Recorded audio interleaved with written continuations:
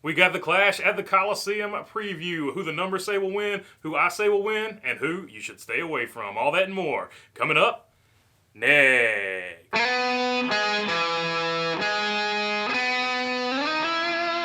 What's up, everybody? If I haven't earned your subscription, hopefully today is the day I will earn that subscription. Now, you might say that there are no statistics for a track that they haven't run at, but we do have guys that have run similar tracks in late models or whatever in their past, and we also have statistics of the last 16 races of short tracks overall in the Cup Series. So let's look at those first. We're going by previous wins in the last 16 races. Martin Truex has 6. Brad Keselowski has 3. Alex Bowman has 2. Kyle Larson with 1. Harvick, Elliott, Denny Hamlin, and Kyle Busch all also have 1. Then another thing you want to look at solely when you're looking for a winner is laps led. And of those guys, Martin Truex back at the top with 1,293. Denny Hamlin with 1,183. Brad Keselowski with 1,129.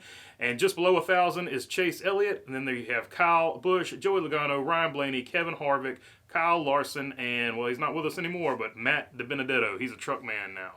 All right, now on to guys who just have overall short track experience. First on that list has to be Ryan Preece. He is the absolute man in modifieds, and he has raced a bunch of flat tracks with those modified cars. Also, a lot of those modified races will be a similar format to this. So I think he has got to be actually one of your clear favorites because he's got that Stewart-Haas equipment now. Even though it's Rick Ware, it's going to be a Stewart-Haas car. So I look for him to make a lot of noise, and I'm actually glad that I'm not alone in this because I saw Eric Estep also picked him as one of the guys he's picking to show out at this track. And also Corey LaJoie has a ton of short track experience. He's used to formats like this. So I think that he will also be one of the guys you got to look at because I think that equipment at Spire is going to be dramatically improved. You saw where Rick Hendrick re-upped with the sponsorship, and I think they're actually going to help him out quite a bit with the equipment this year, especially since Ganassi is gone. I think Spire is going to be that team that slides in and gets that next tier Hendrick stuff that Ganassi was getting. So I look for Corey LaJoie to also be good here. And another thing you have to look at is this car handles a lot like a super late model according to drivers.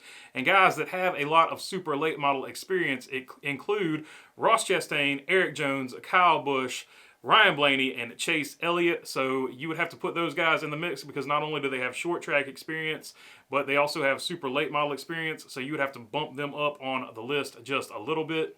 And another thing you have to look at is the format and who the format favors.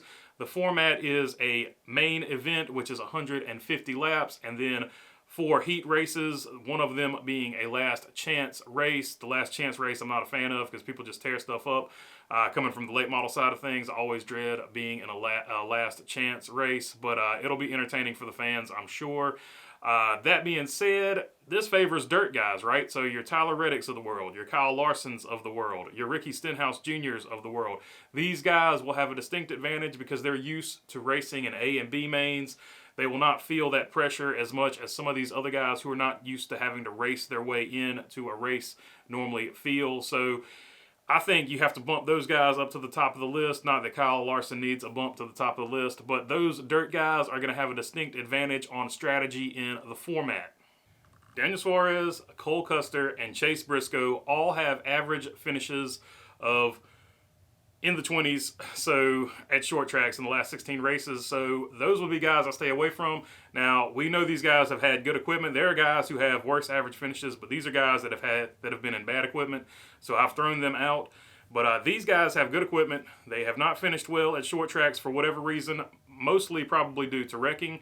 And that's something you actually really have to look at here is the DNFs. And these guys have had DNFs. And at this track, there's going to be a ton of DNFs. So whether it's been these guys' fault or not, they always seem to find the wreck. And at a track like this where there probably are going to be a lot of cautions, those are guys you should stay away from. All right, now I've danced around it long enough. What are my picks and who do I think will win? Well, by the numbers, Martin Truex should win this race. So if you're going by the numbers, pick Martin Truex. But I'm looking at this as you've got some hometown kids in the mix here. You've got Tyler Reddick. You've got Kyle Larson. You've got AJ Allmendinger. I would take a look at one of those guys to win this race. I think, obviously, Kyle Larson is going to win this race. The format suits him.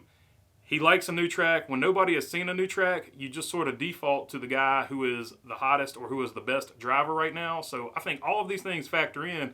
I think Kyle Larson has to be your favorite.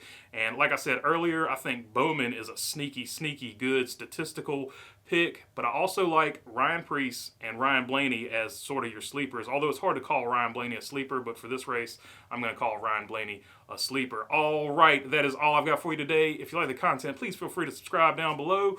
If you got a comment, leave it down in the comment section. Let me know who you think is going to win this thing. And other than that, thanks for your time. Peace.